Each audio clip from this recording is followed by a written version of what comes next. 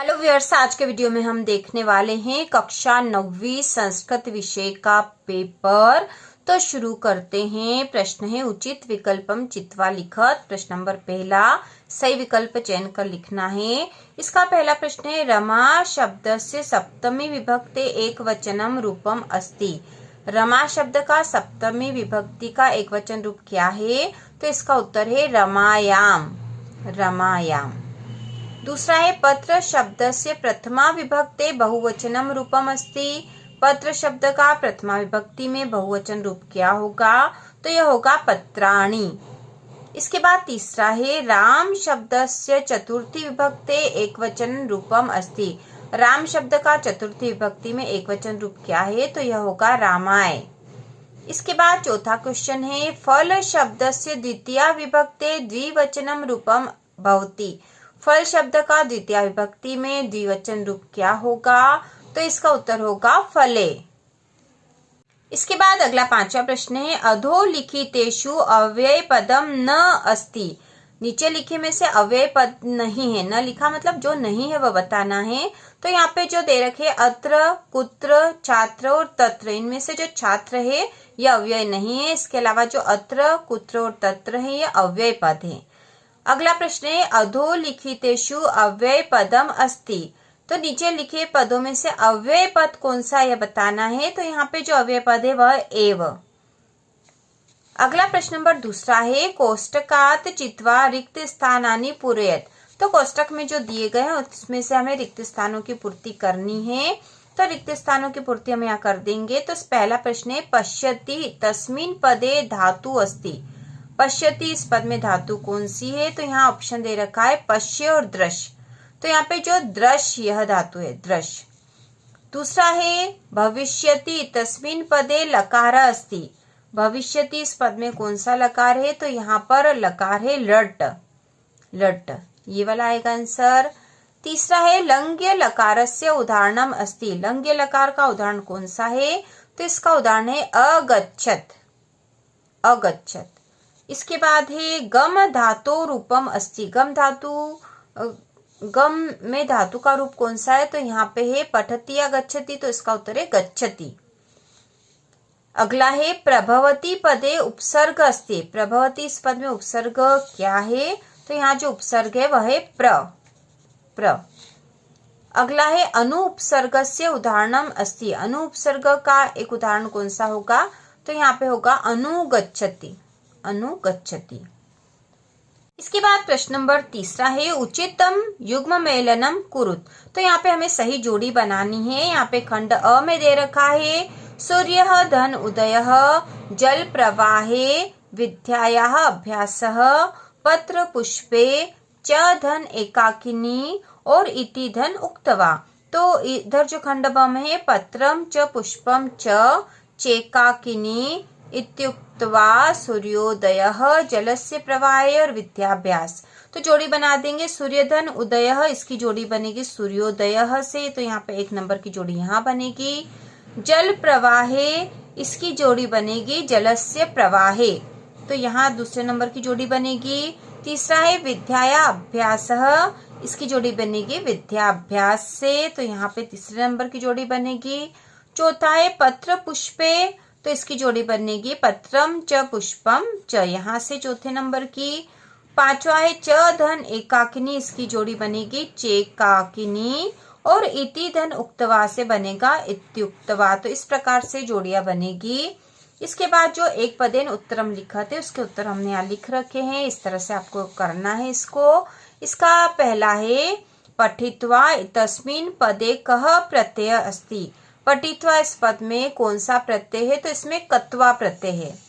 दूसरा है तुमुन प्रत्यय से एकम उदाहरणम लिखत। तुमुन प्रत्यय का एक उदाहरण लिखिए। तो इसका है पठितुम। तीसरा है आगम में तस्मिन् पदे कः प्रत्यय अस्ति। आगम में इस पद में कौन सा प्रत्यय है? तो इसमें ल्यप प्रत्यय है। चौथा है मार्ग भ्रांतः संध्या कुत्र उपेति। तो इसका उत्तर है गृहम। पांचवा है वृक्षा स्वयं कानि न खादन्ति। तो इसका उत्तर है फलानि। और छठा है सरसाः रसालाः कदा लसन्ति। तो इसका उत्तर है वसंते। तो इस प्रकार से एक पद में उत्तर वाले प्रश्न हम करेंगे। इसके बाद जो प्रश्न नंबर 5वां है, शुद्ध वाक्यानां समक्षम आम अशुद्ध वाक्यानां समक्षम न इति लिखत। शुद्ध वाक्य के सामने आम और अशुद्ध वाक्य के सामने हमें न लिखना है। इसमें पहला है पलायमानं श्वानम इतस्मिन् वाक्ये श्वानम विशेष्य पदम अस्ति। तो यह आम है, मतलब ये कथन सत्य है, क्योंकि पलायनम श्वानम में श्वानम जो है विशेष्य पद है। श्वानम मतलब जो कुत्ता है उसकी विशेषताएं बताई गई है। दूसरा है खिन्नः बालः इतस्मिन् वाक्ये खिन्नः विशेष्य पदम अस्ति। तो यह न है, क्योंकि खिन्न जो है यहाँ विशेषण है। तीसरा है सरस्वती इति पदस्य पर्याय पदम वाणी अस्ति। सरस्वती इस पद का पर्याय पद वाणी है, तो यह आम है क्योंकि सत्य है। चौथा है तटे इति पदस्य पर्याय पदम तीरे न अस्ति। तटे इस पद का पर्याय पद तीरे नहीं है, तो यह न है क्योंकि इसका पर्याय पद तीर है, तो यह आम होना चाहिए था। लेकिन ये बोल रहा है कि तीरे नहीं है, तो हमने कहा कि नहीं, ऐसा नहीं है क्योंकि कथन गलत है। पांचवा है श्वेतः इति पदस्य विलोम पदम कृष्ण अस्ति।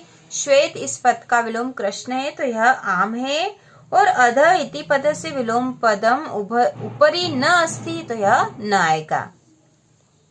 इसके बाद जो प्रश्न नंबर 6 है वह है स्वार्थान्धः मानवः किम करोति। और इसके अथवा में है तपो मात्रेण विद्यां प्राप्तुम तस्य प्रयासः कीदृशः कथित।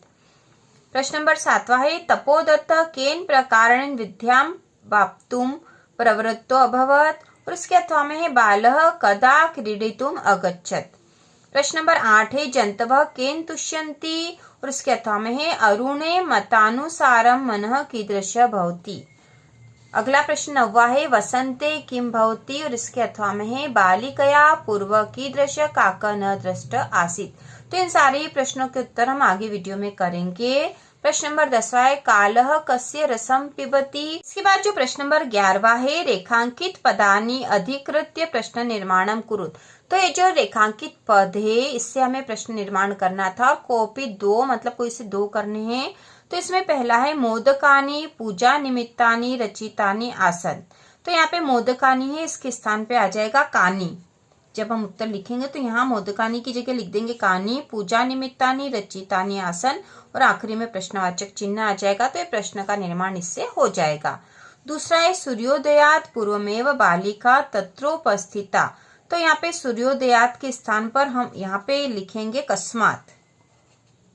कस्मात सूर्योदयात के स्थान पे आ जाएगा कस्मात पूर्वमेव बालिका तत्रोपस्थिता और आखिरी में प्रश्नवाचक चिन्ह। तो ये प्रश्न का निर्माण हो जाएगा बहुत आसान तरीके से। जो प्रश्न नंबर 12 है वह है अधोलिखितानि वाक्यानि कह कम प्रतिकथयति। तो किसने किससे कहा, यह प्रश्न हम अगले वीडियो में हल करेंगे। उसके बाद वाच्य परिवर्तन वाले जो वाक्य है। और प्रश्न नंबर 14 है प्रश्न पत्रे समागतान श्लोकान विहाय स्वपाठ्य पुस्तकाय सुभाषितम एकम लिखत। तो एक श्लोक यहाँ लिखना आपको। और उसके बाद हम प्रश्न नंबर 16 हल करेंगे। प्रदत्ते शब्दे रिक्त स्थानम पूर्तिम कुरु। तो यहाँ जो शब्द दे रखे हैं उससे रिक्त स्थानों की पूर्ति करनी है। इसमें पहला है सर्वे तुष्यन्ति जंतवः। तो यहाँ पे आएगा प्रिय वाक्य प्रदानेन। ठीक है, यहाँ पर हमें ये लिखना है प्रिय वाक्य प्रदानेन सर्वे तुष्यन्ति जंतवः। इसके बाद दूसरा है आत्मनः प्रतिकूलानि न समाचरे। तो यहाँ पे आएगा परेशान, ये दूसरे रिक्त स्थान में आएगा। तीसरा है वसंते लसंतिह रसालाह। तो यहाँ पे आएगा सरसाह। तो तीसरे रिक्त स्थान में आएगा सरसाह। इसके बाद चौथा है कुंभकार रचयति। तो कुंभकार रचयति घट्टम। तो चौथे रिक्त स्थान में आएगा घट्टम। इसके बाद 5वें नंबर पे है नद्य निस्सरन्ति। तो नद्य पर्वतात निस्सरन्ति। तो यहाँ पे 5वें रिक्त स्थान में आएगा पर्वतात। 6ठे नंबर पे ईश्वरः त्रायते। तो यहाँ पे आएगा क्लेशात। तो 6ठे नंबर पे आएगा क्लेशात। तो इस प्रकार से रिक्त स्थान भरे जाएंगे।